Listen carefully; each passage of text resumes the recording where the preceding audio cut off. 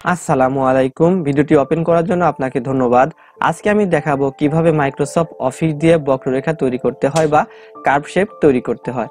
তো curve shape তৈরি করার বেশ কিছু ওয়ে আছে, আজকে আপনাদের সাথে সবচেয়ে সহজ ওয়েটাই শেয়ার করবো ইনশাল্লাহ। তো ভিডিওটি শুরু করার আগে আপনার কাছে একটা রিকোয়েস্ট থাকবে, দয়া করে এই ভিডিওটিতে একটা লাইক করুন। আপনার একটা লাইকের জন্য আমার চ্যানেলটি সামনের দিকে গ্রো করবে। ওকে, তাহলে চলুন শুরু করা যাক। প্রথমে আমাদের উপরে যেতে হবে মেনু বারে প্রথম দেখতে পাচ্ছি ইনসার্ট নামে একটা অপশন আছে, এখানে ক্লিক করবেন। এখানে ক্লিক করার পর আবার এইদিকে চলে আসবেন, ওয়ার্ড আর্ট নামে একটা অপশন আছে, এখানে ক্লিক করবেন। এখানে ক্লিক করার পর অনেক কিছু টেক্সটের ইফেক্ট দেখতে পাচ্ছি। তো এগুলো সাধারণত টেক্সটের ইফেক্ট, বক্ররেখা বা কার্ভ টেক্সট তৈরি করার জন্য এই ইফেক্টটা ব্যবহার করা হয়, এই জন্য আমি এই ইফেক্টটা ব্যবহার করতেছি। ওকে, এখন আপনারা এখানে টেক্সট লিখবেন, আপনার কোন টেক্সটের দরকার সেটা আপনি ভালো জানেন, আমি তো সেটা ভালো জানি না। এখানে আমি ইউনিভার্সিটির নাম লিখতেছি।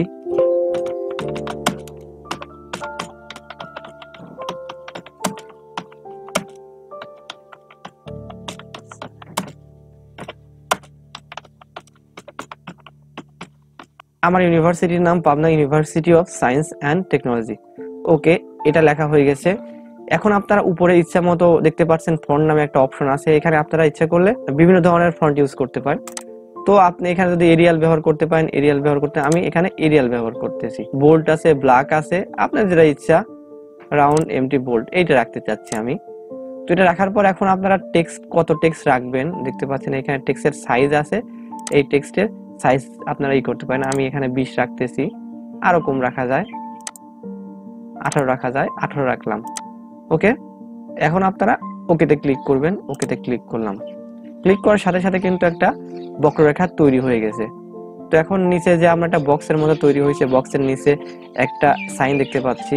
আপনারা যদি মাউসের কার্সার এখানে নিয়ে আসেন তাহলে একটা ডাউন অ্যারো বা আপ অ্যারোর মতো একটা সাইন তৈরি হবে। তো এটা ধরে আস্তে করে টান মারবেন।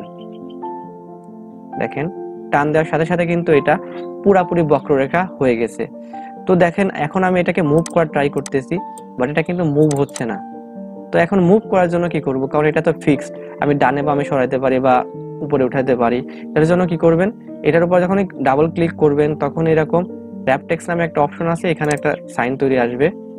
তো এখানে যখন র‍্যাপ টেক্সটের উপর ক্লিক করবেন আরো কিছু অপশন আসবে, বিহাইন্ড টেক্সট নামে একটা অপশন আছে, আপনারা এখানে ক্লিক করবেন।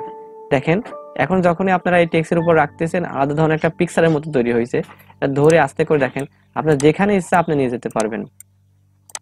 এখন যদি আপনি আবার ইউনিভার্সিটির বা স্কুলের বা কলেজের লোগো অ্যাড করতে চান, তাহলে আবার এখানে যাবেন, ইনসার্ট যাবেন, এন্ড পিকচার যে অপশন আছে, পিকচার থেকে আপনার লোগোটি আপনি সিলেক্ট করে ওইখানে জাস্ট বসায় দিবেন। আশা করি আপনি পারবেন ইনশাআল্লাহ। তো ভিডিওটি বুঝতে যদি আপনার এতটুকু সমস্যা হয় তাহলে অবশ্যই কমেন্টস করবেন। আর এত সময় ধৈর্য সহকারে ভিডিওটি দেখার জন্য অসংখ্য অসংখ্য ধন্যবাদ। ভালো থাকবেন, আল্লাহ হাফেজ।